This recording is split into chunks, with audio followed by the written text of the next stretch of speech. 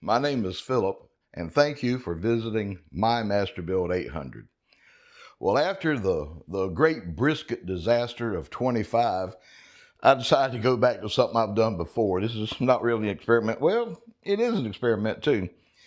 We're going to do shotgun shells.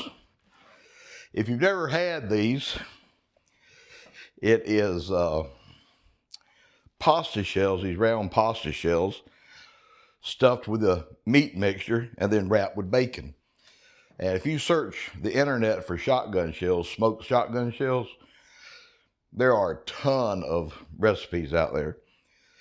Normally, I use a mixture of ground beef and Italian sausage, but the last time I cooked ribs, I had quite a bit of rib meat left over because I bought full spare ribs and I trimmed them down to St. Louis style.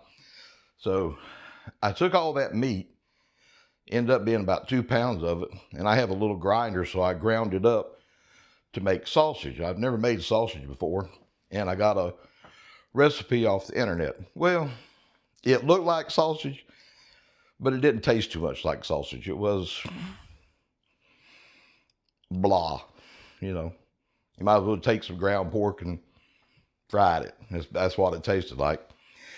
So I decided I was going to make these shotgun shells and use that ground pork. So I added a pound of bacon to the meat and ground that up. Then I added a half a cup of hogs or blues hog, raspberry chipotle sauce, a 2 tablespoons of their sweet and savory seasoning, a small can of green chilies. I think that was it. And I mixed all that thoroughly. Then I stuffed it into these manicotti shells and wrapped it with bacon.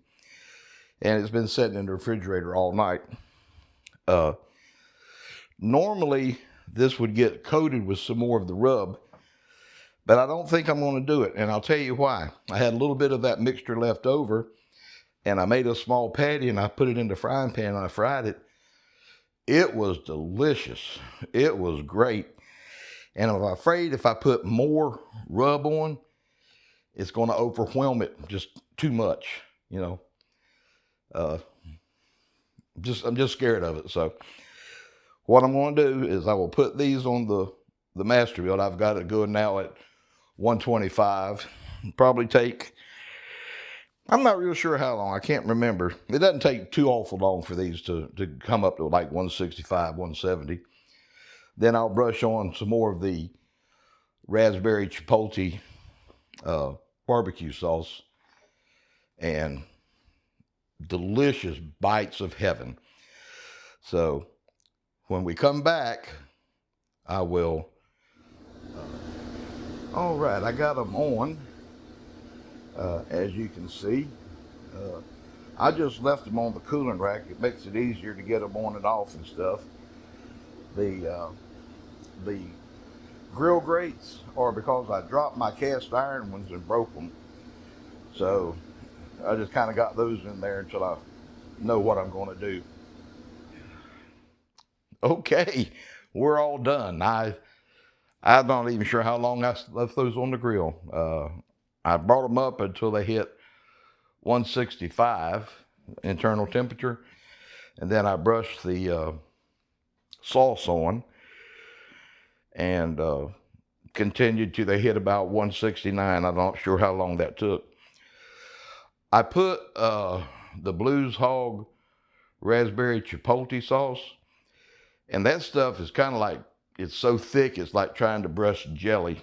So I did these over here with that, and then I switched over to Sweet Baby's Rays, and I did these over here with the Sweet Baby Rays. So they look good, but like always, how's the taste? First, the shells have softened. They're not that crunchy ones. I didn't sauce the bottom because, again, I don't want to overpower it, but let's see what it tastes like.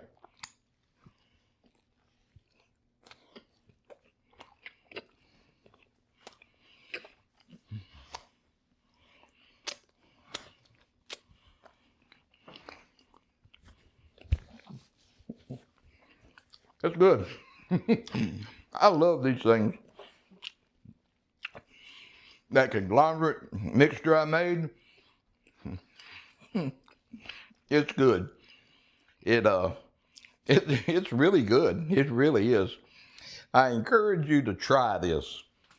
Look it up on the internet. There's all kinds of recipes for this out there. I think there's one at Meat Church and Heath Riles, and I'm not sure who all has them, but it's kind of a staple. So you try some shotgun shells on your Masterbuilt.